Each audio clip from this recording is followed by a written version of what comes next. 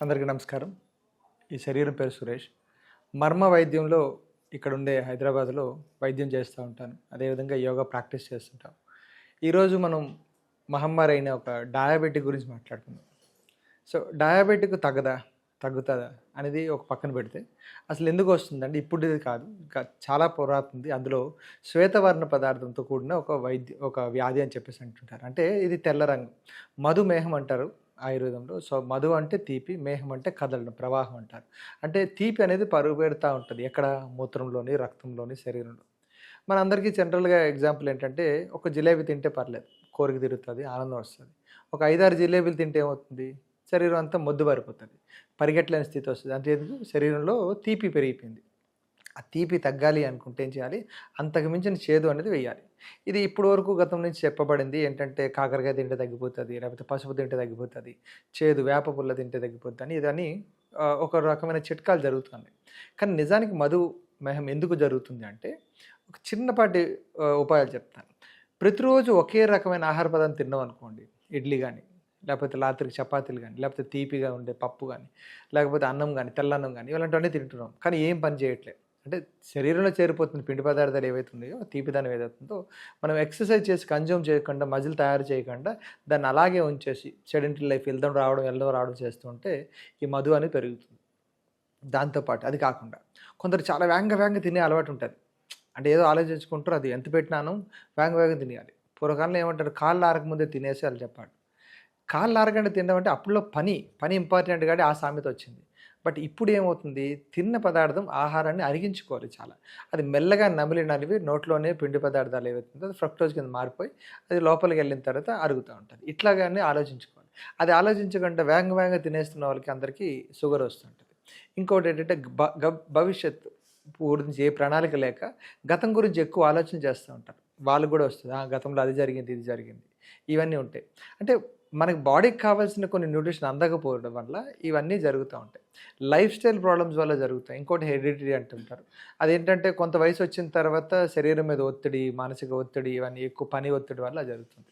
ఆయుర్వేదంలో ఏం చెప్తున్నామంటే వీటన్నిటికీ కషాయ రూపంలో మనం ఇస్తున్నాం. మనకుండేవి 6 రకాల రుచులు. తీపి, మధురం, ఇంకా లవణం ఉంటుంది, చేదు ఉంటుంది, కషాయం అన్నీ ఉంటాయి కదా! అందులో భాగంగా మేమేం చేస్తున్నాం అంటే కొంచెం కట్టు పదార్థాలు ఇస్తుంటాం. అండ్ దాంతో పాటు కార పదార్థాలు, దాంతో పాటు కషాయ పదార్థాలు ఇస్తుంటాం. అందులో భాగంగా మనకి నేలవేము అనేది చాలా మంచి ఉపాయం చేస్తున్నది. ఇది చాలా తక్కువ మోతాదులో తీసుకుంటుండాలి. దాంతోపాటు ఇంకా మనకు బిర్యానీ ఆకులంటాం. మనం మామూలుగా బిర్యానీ చేసినప్పుడు ఆకులుంటాయి కదా! తేజ్‌పత్తా అంటారు. అది గూడా వాడుకోవచ్చు. ఇంకా పొడపత్రి అంటుంటారు. సో, ఇవి గూడా చాలా వేగంగా పనిచేస్తది.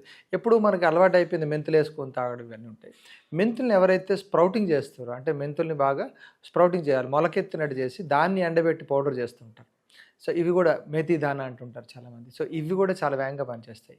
ఎందుకు ఇలాగ మేథి దానా ఎందుకు చేయాలి అంటే, మెంతుల్ని ఎప్పుడైతే అంకురిత ధాన్యం అంటారు. దాన్ని ఎప్పుడైతే నానబెట్టి గుడ్డలో పెట్టుకొని కడితే దాని నుంచి మొలకలొస్తుంటాయి. అందులో జీవం స్టార్ట్ అవుతాయి. అలాంటి దాన్ని ఎండబెట్టి పౌడర్ చేస్తుంటారు. ఇది చాలా అద్భుతంగా డయాబెటిక్ వాళ్ళకి బాగా పనిచేస్తూ ఉంటది. సో, వీళ్ళు చేయాల్సిన పనేంటంటే ఎంత తింటున్నామో అంతకు రెండింతలు కొంచెం ఎక్సర్సైజ్ చేస్తుండాలి. సో, శరీరం లోపలికెళ్ళిన పిండి పదార్థాన్ని మారుస్తూ వాళ్ళ చిన్నపాటి వ్యాయామం వాళ్ళ శరీరం ఎంతైతే తట్టుకోగలుగుతుందో ఆ తట్టుకునేంత వరకు మనం చేస్తుండాలి. అది డయాబెటిక్. సో, చాలా వరకు ఇది ఎలా కనిపెట్టాలి అంటే మనం మూత్రం చుట్టూ చీమలు చేరుతా ఉంటాయి. ఊరికే మూత్రం వస్తుంటది. ఆకలేస్తుంటది, కొంచెం తింటే కడుపు నిండిపోతా ఉంటది. ఇంకా చెప్పాలి శరీరం శక్తి తగ్గిపోతది. ఈ బొగ్గల దగ్గర ఉండే శక్తి తగ్గిపోతది. రక్తంలో ఉండే మజిల్స్ శరీరం మీద ఉండే మజిల్స్ అంతా పీసు ఉంటది. ఎందుకంటే లేతగా ఊగుతా ఉంటుంటది. కొంతసేపు నడిస్తే కాలు పీకులొస్తుంటాయి. లోపల పార్ట్ అంతా వీక్‌నెస్ జరుగుతూ ఉంటది. ఇవన్నిటికి కారణం ఏవైతుందో అది మధు అనుకుంటాం. దాన్ని మనం ఇప్పుడు డయాబెటిక్ అనుకుంటారు. షుగర్ వ్యాధి అని చెప్పేసంటారు. చక్కెర వ్యాధి. సో, దీన్ని మధుమేహం అని చెప్పేసంటారు. సో, ఇన్ని కారణాలకి ఇంకొకటి యాడ్ చేసుకోవాలి. భవిష్యత్తు ప్రణాళికలనేది వేగంగా వేస్తుండాలి. మనసెప్పుడు కూడా వెనక్కి వెళ్ళిపోతుంటది. ఎందుకంటే శరీరం తీపి బారిపోయింది, కఫం చేరిపోయింది కాబట్టి. సో, కఫాన్ని తగ్గించేది మళ్ళీ వాతము, పిత్తము 2 వాడుతుండాలి కాబట్టి, వాళ్ళు ఫ్యూచర్ గురించి ఎక్కువ ఆలోచించి, ప్రణాళికలు ఎక్కువ వేస్తూ ఉంటే అంటే సైకలాజికల్‌గా అంటే అది కూడా తగ్గు చేసి ఉంది. సో, మధుమేహం వచ్చింది ఏదో నాకు చిన్నపాటి మందులు తీసుకుంటే తగ్గిపోతదంటే కాదు. సో, ఇలాంటి వాటికి మనం ఏం చేస్తున్నాం, ఆ ఎక్స్‌ట్రాక్ట్ తీసుకొని మన దగ్గర కొన్ని మెడిసిన్స్ ఉంటాయి. కానీ మేము చాలామందికి ఇంతవరకు చెప్పాం. ఏంటంటే మనం లైఫ్ స్టైల్ ఇస్తాం.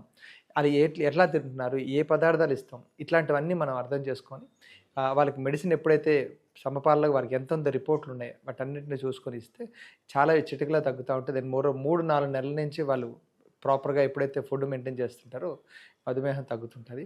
పెంచుకోవద్దు. మధుమేహంలో ఇండియా 2వ స్థానంలో ఉందంటున్నారు. నాకు తెలిసి అది 1కి వచ్చేసింది.